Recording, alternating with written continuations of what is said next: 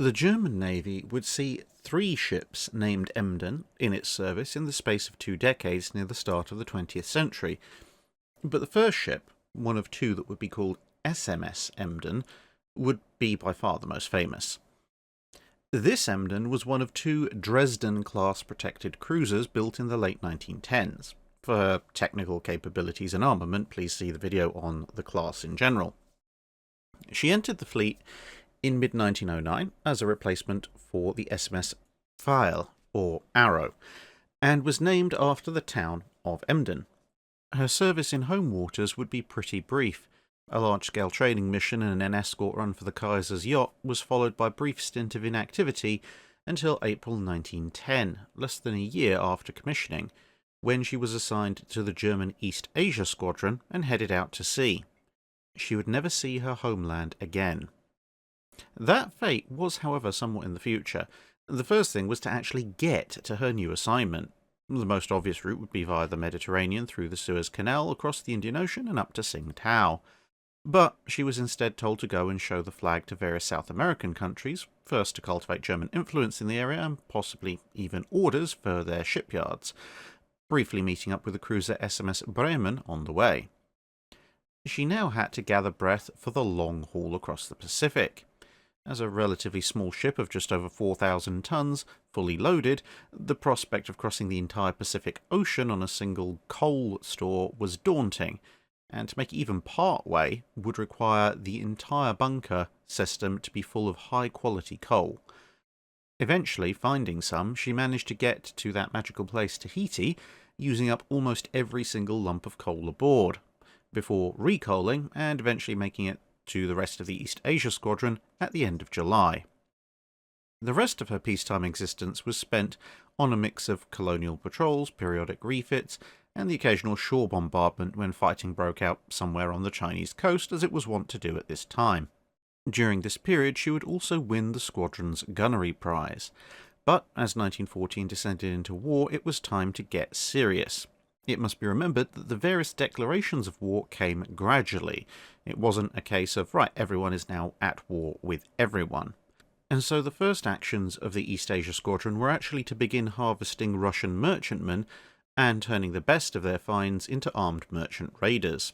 However, war with France, shortly followed by war with the British Empire, and then, due to the Anglo-Japanese alliance, the Japanese Empire, quickly followed, and suddenly the East Asia Squadron was faced with much bigger battlecruiser-shaped problems.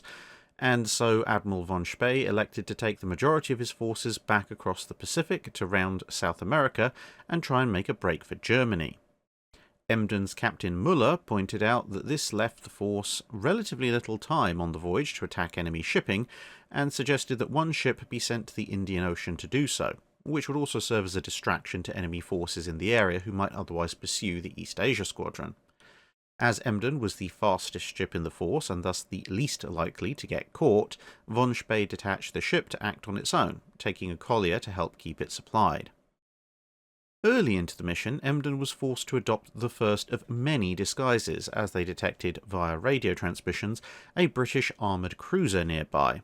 At almost 2.5 times her size and practically immune to any of Emden's guns, it was not a good idea to antagonise it, and so Müller instead ordered a fake 4th funnel built, and so pretended to be a British light cruiser, at least at a distance, which allowed Emden to merrily sail in whatever direction that the armoured cruiser wasn't.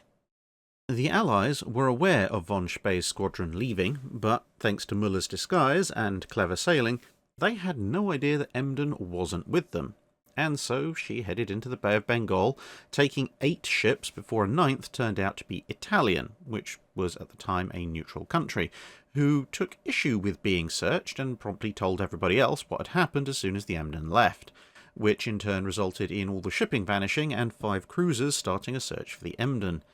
This search proved ineffective, and Emden was able to blow up oil tanks in Madras harbour and proceed to take, sink or damage 6 more ships, including nabbing a welcome cargo of high-quality coal, before heading off to a British island that hadn't actually yet heard that war was on, in order to repair its engines, clean the hull, and rest the crew.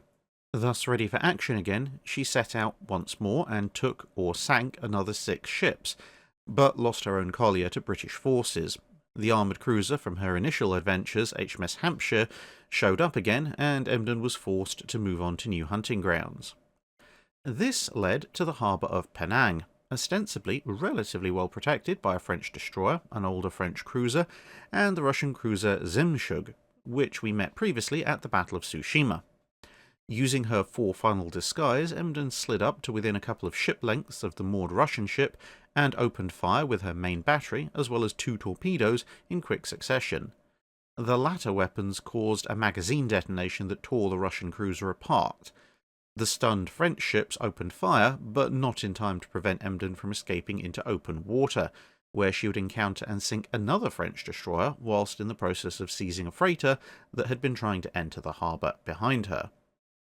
With the French ships in the harbour working up steam to come after her, Emden vanished into a rain squall, her work complete, as not only had she destroyed 2 warships with no real damage to herself, but the strike forced significant delays to a number of convoys that were due to pass through the area, as the Allies now sought to significantly beef up the escort forces. Using one of her previous prizes as a replacement collier, Muller decided next to destroy a British radio station on the Cocos Islands. This would put a hole in the British radio net and draw Allied forces to the area, which was the main aim, since Muller, knowing that this would occur, intended to double back into the areas that the warships would have just vacated. Aware of the danger of being reported early, he used Emden's own radio equipment to jam the station, before sending in a shore party to disable the radio, since there was nothing else in sight, and shore bombardment would waste shells. Unfortunately for the Emden, the station had managed to get off a message before the jamming overwhelmed it, and the cruiser HMAS Sydney broke off from the convoy that she was escorting to investigate. Again, an somewhat unintentional after-effect of her raid on Penang. Sydney was a Town-class light cruiser of the Chatham subvariant. This is not the Towns of World War II, but the earlier World War I type. But still, this was exactly the kind of enemy Emden did not want to face. Sydney was bigger, faster, more heavily armed, and had an armour belt, which was capable of resisting most of Emden's fire, at most reasonable ranges, and of course it was steaming hard into the Royal Australian Navy's first ever official surface action, and so its crew was even more highly motivated than was normal. Emden was thus forced to run without being able to get the shore party back aboard, as although Sydney had superior speed, it was hoped that if Emden could get up to full speed fairly quickly, the rate of closure might be slow enough that Sydney might break off and return to the convoy.